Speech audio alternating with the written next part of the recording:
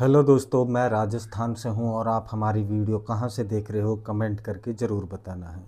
एक लड़का होता है जो फर्स्ट टाइम अपने ससुराल जाता है और जब उनकी मुलाकात अपनी सास से होती है तो वह अपनी सास को देख करके उस पर लट्टू हो जाता है और फिर सोचने लगता है कि उनकी जो सास है वह उनकी पत्नी से भी ज़्यादा अभी खूबसूरत दिखती है। उनकी जो अपनी सास को पाने के चक्कर में जो अब जुट जाता है। लगभग 20 दिनों तक वह ससुराल में ही रुकता है और फिर जब एक दिन उनकी जो सास है जो नहाती है तो उसके बीच में जो दरवाज़ा है वह दरवाजे के अंदर चला जाता है और जब सास की नज़र अपने दामाद पर पड़ती है तो वह कहती है कि दामाद जी, आप बिना दरवाज़ा खटखटाए जो है अंदर आ गए। यदि आप आ ही गए हैं तो लो देख लीजिए। उसके बाद जो दामाद है जो अपनी सास को देख लेता है और उसके बाद दोनों हैं एक दूसरे के साथ में ऐसा करते हैं।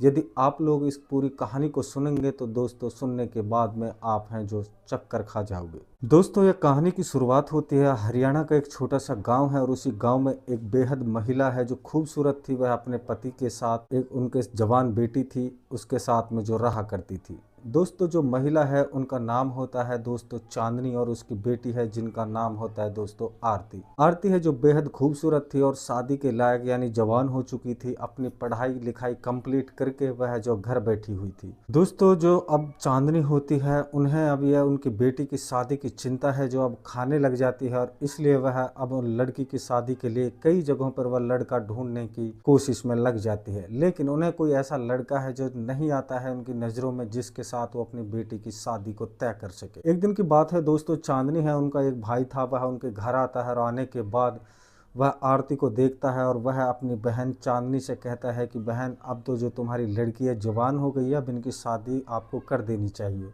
इसलिए इनकी शादी को अब आपको ज़्यादा नहीं टालना चाहिए क्योंकि ज़माना है जो अब ख़राब है। उसके बाद दोस्तों चांदनी वह अपने भाई से कहती है कि हाँ, मैं भी इसके लिए लड़का ढूंढ ढूंढ के जो है थक चुकी हूँ, लेकिन कोई लड़का है जो अभी मेरी नज़रों में आया नहीं है। तुम्हारी नज़र में कोई अच्छा सा लड़का हो तो बताओ। दोस्तों, जो आरती है उनकी शादी है कर देंगे। उसके बाद जो चांदनी का भाई है वह कहता है कि एक लड़का मेरी नज़र में है, वह अपने गांव के ही बगल में रहने वाला है। और उसके बाद दोस्तों जो चांदनी है उस लड़के के बारे में डिटेल जानती है और अपने भाई से कहती है कि चलो देर किस बात की, जाकर उनको देख लेते हैं।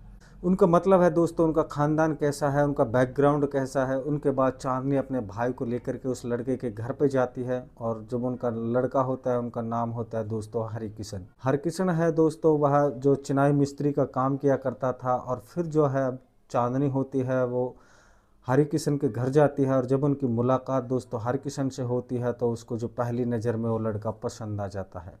दोस्तों, चांदनी है जब हरकिशन के माता पिता से अपनी लड़की के बारे में बात करती है तो फिर जो हरकिशन के माता पिता होते हैं वह दोस्तों उस शादी करने के लिए राजी हो जाते हैं। और उसके बाद जो चांदनी है वह अपनी बेटी आरती का विवाह को यानी कि फिक्स कर देती है। शादी की तारीख तारीख चली आती है और दोस्तों जब तारीख नज़दीक आ जाती है तो अपनी बेटी आरती को बताती है और जब आरती अपनी शादी के बारे में सुनती है तो वो बेहद ज़्यादा खुश हो जाती है।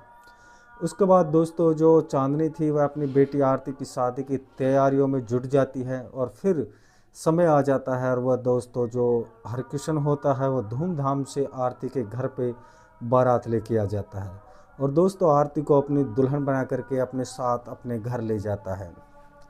दोस्तों, जब बारी आती है सुहाग रात की और जब आरती और हरकिशन दोनों कमरे में आधी रात को जाते हैं तो वहाँ जाते ही वो उसको हिलाने लग जाता है, लेकिन थोड़ी बाद देर वह अपना सर पकड़ के बैठ जाता है। जो आरती है वो हरकिशन से पूछती है कि क्या हुआ।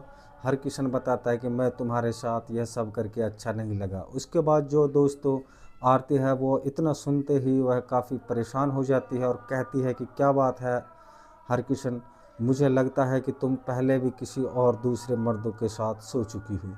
दोस्तों, आरती जो रोने लगती है और कहती है कि नहीं नहीं, मैं अपनी आपकी पत्नी बन चुकी हूँ, मतलब आपकी पत्नी हूँ और आपके बारे में मेरे बारे में ऐसा कैसे बोल सकते हो। आज तक किसी भी दूसरे मर्द के साथ में मैं कनेक्शन में नहीं आई हूँ। उन दोनों के बीच में आपस में यह जो झगड़ा हो जाता है तब तक सुबह हो जाती है। दोस्तों, जो हरकिशन है वह आरती के कमरे से निकल कर अपने बाहर चला जाता है और उसके बाद आरती अपनी माँ के पास फ़ोन करती है और फ़ोन करने के बाद वह सब कुछ रात हुए बारे में बता देती है। चांदनी होती है अपने दामाद के बारे में जब ये बात सुनती है तो वह काफ़ी ज़्यादा परेशान हो जाती है कि इतना पैसा है जो खर्चा किया हूँ धूमधाम से शादी में, और उसके बाद जो दामाद है वह अपना जो है बिल्कुल खराबपन है जो दिखा रहा है।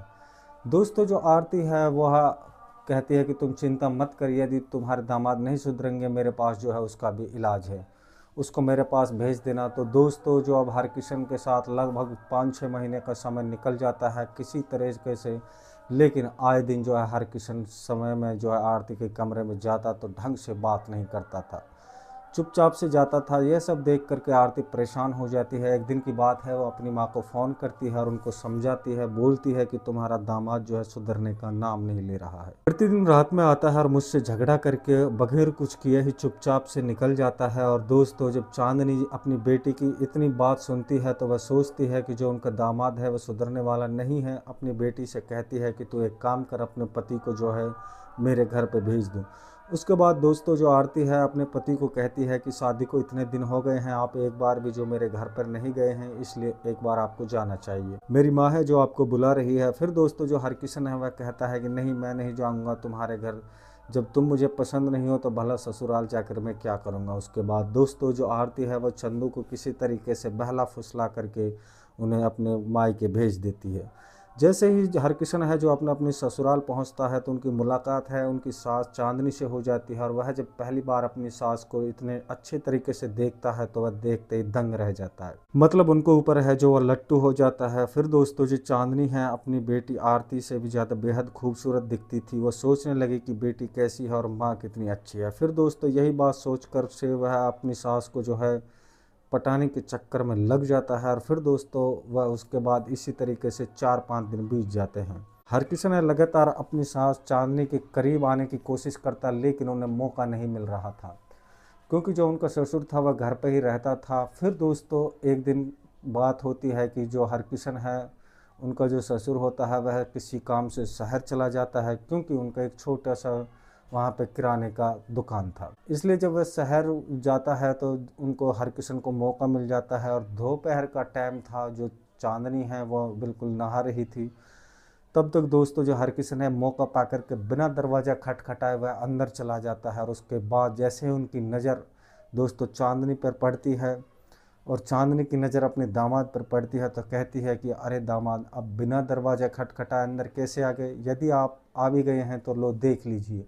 उसके बाद दोस्तों हरकिशन है जो चाहता था, उनका मन है जो उसके लिए उत्सुक था, उसके बाद उसको देखने लग जाता। दोस्तों सास को वह इस निर्वस्त्र तरीके में देख करके उनकी और ज़्यादा आकर्षित हो जाता है, और वह चांदनी भी अपने दामाद को जो सुधारना चाहती थी, उसे और भी बढ़िया करना चाहती थी। दोस्तों कहीं ना कहीं जो है चांदनी भी अपने दामाद से मिलने के लिए बहुत ही ज़्यादा उत्सुक थी, बहाने ढूंढ रही थी, उन्हें भी कोई मौका जो है नहीं मिल रहा था। उस दिन है दोनों को फुल मौका मिल गया। उसके बाद दोस्तों जो चांदनी है वह अपने दामाद से कहती है कि चलिए बेडरूम में और आपको जो है एक नई चीज़ दिखाती हूँ। उसके बाद दोस्तों जो हरकिशन होता है वो उसे अपने बेडरूम में ले जाती है, और ले जाने के बाद में वो उनसे कहती है कि लो देख लीजिए, जब आपका मन भर जाए और आप जो है मेरी बेटी को जो कभी भी तंग या परेशान मत करना। उसके बाद दोस्तों जो हरकिशन है पूरा उनको अच्छी तरीके से निहारता है, और उसके मन में जो है अब लट्टू फूटने लग जाते हैं, और अपनी सास से कसम खाता है कि आज के बाद जो है आपकी बेटी को कभी भी परेशान नहीं करूंगा, लेकिन एक बार आप मुझको जो है आपकी जो प्रसाद है उसको खिला दीजिए। उसके बाद दोस्तों जो चांदनी है वो अपने दामाद को बिल्कुल कह देती है कि बिल्कुल आप आकर के कुछ भी कर सकते हो। दोस्तों फिर उनको वह है जो रात भर हिलाने लग जाता है, और इस तरीके से उनको हिलाता है कि वह चलने के काबिल नहीं बचती है। तब तक उनका जो है ससुर आ जाता है, तो वह लगातार कार्यक्रम जारी रखता है। फिर दोस्तों 4-5 घंटे के बाद में हरकिशन है जो थक जाता है, और थकने के बाद में तभी बाहर से भी दरवाज़ा खटखटाने की आवाज़ आती है। उसके बाद दोस्तों वह जैसे ही हरकिशन अपनी सास से अलग होता है, वह अपने मन ही मन में सोचता है कि अरे यार, जो बात माँ में है वो बेटी में कहाँ है। फिर दोस्तों उसके बाद वह उनके कमरे से बाहर जाता है, और उनका जो है ससुर उसकी नज़र पड़ जाती है, और उनका ससुर अपने दामाद को बेडरूम से बाहर जाते हुए देखता है तो उनको भी कुछ ना कुछ शक हो जाता है। उसके बाद रात होती है और हरकिशन अपनी सास से कहता है कि प्लीज़ एक बार और देख लीजिए मेरे बारे में। इसके बाद दोस्तों वह कहता है कि आपको इस काम के लिए जो है नहीं उकसाऊंगा। उसके बाद दोस्तों चांदनी है वो अपने दामाद से कहती है कि आप तो है जो दिन में ही तो ये काम किए हो और कसम खाए हो केवल एक बार ही मैं आपके साथ यह सब करूंगा, लेकिन जो है आप मानने का नाम ही नहीं ले रहे हैं, मुझे जो उकसा रहे हो। उसके बाद में दोस्तों जो हरकिशन है वह उनसे कहता है कि नहीं, केवल एक बार ही, उसके बाद में भी जो आपसे काम के लिए जीवन भर नहीं बोलूँगा। दोस्तों जो चांदनी होती है वह अपनी दामाद की बात है जो मान लेती है और उनके बाद रात होने का इंतजार करती है। जैसे ही रात होती है तो वो चुपके से अपने कमरे से निकल कर जो है उनके कमरे में चली जाती है और उसके बाद दोस्तों फिर उसको इस कदर हिलाने का प्रयास करता है, तब तक उनके कमरे में पीछे से उनका ससुर है वो चला जाता है और वह उन दोनों को इस आपत्तिजनक स्थिति में पकड़ लेता है। और उसके बाद दोस्तों चांदनी से पूछता है कि क्या तुमने अपने दामाद के साथ यह सब काम कर रही हो, तुम्हें शर्म आनी चाहिए। और दोस्तों हरकिशन से भी पूछता है कि हरकिशन तुम एक नंबर के नालायक हो, तुमको जो मैं अपनी बेटी दिया हूँ या फिर तुम्हें अपना घर नहीं दिया हूँ, तुम्हें कुछ सोचना चाहिए था, ये तुम्हारी जो है एक नाते से माँ लगती है। दोस्तों हरकिशन है वो उनको शर्माने लगती है कि वो अपना सर झुका करके जो है अब चांदनी से भी वह रोने लगती है और दोनों उसके पति से कहती है कि मेरी इसमें कोई गलती नहीं है, दरअसल आपकी बेटी का घर बसाने के लिए ही यह सब काम कर रही थी। क्योंकि जो हरकिशन है वह आरती को पसंद नहीं करता था और उनको हमेशा मन इधर उधर था और तभी वो खूबसूरत महिलाओं के पीछे भागता फिरता था। और जब इसने मुझको देखा तो मैं इसको पसंद आ गई और मैं कहीं ना कहीं जो है इसको सुधारने के मौका दे रही थी। तो मुझे ये मौका मिला तो मैं इसलिए आपको मौका है जो गंवाना नहीं चाहती थी। यह सब काम कार्य करने के लिए जो भी बोला है केवल एक बार, उसके बाद है जो उनमें से वो किसी को परेशान नहीं करेगा। दोस्तों जैसे ही अब उनके ससुर को इस चीज़ का पता चलता है सच्चाई का, तो वह जो काफ़ी ज़्यादा परेशान हो जाता है और हरकिशन से कहता है कि मुझे तुमसे यह उम्मीद नहीं थी, तुमने कितना अच्छा समझता हूँ, तुम मेरी बेटी और पत्नी को परेशान करते हो और जब तुम अपनी सास के साथ मिलकर भी जो अपनी सारी ख्वाहिश नाजायज़ों को पूरा कर सकते हो तो फिर तुम है जो इतने अच्छे नहीं हो।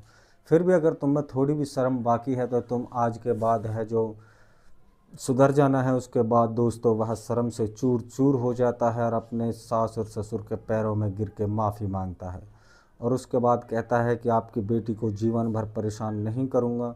दोस्तों उसके बाद दोस्तों जो चांदनी का पति था वह उन दोनों को माफ़ कर देता है। सुबह होने के बाद में हरकिशन जो है अपने घर चला जाता है और घर जाने के बाद में वह अब अपनी पत्नी आरती के साथ बड़ी हंसी खुशी जीवन गुजारने लग जाता है। दोस्तों आप लोगों को मेरी कहानी कैसी लगी? अगर अच्छी लगी हो तो एक कमेंट कर देना है, चैनल को भी प्लीज़ सब्सक्राइब ज़रूर कर देना है। दोस्तों इस कहानी का उद्देश्य हमारा किसी का दिल दुखाने का नहीं था। हम जो भी कहानी सुनाते हैं समाज को जागरूक और सचेत करने के लिए सुनाते हैं। दोस्तों आप लोगों से कल फिर मिलता हूं एक नई कहानी के साथ में, तब तक के लिए मैं लेता हूं आप लोगों से अलविदा। जय हिंद, जय भारत।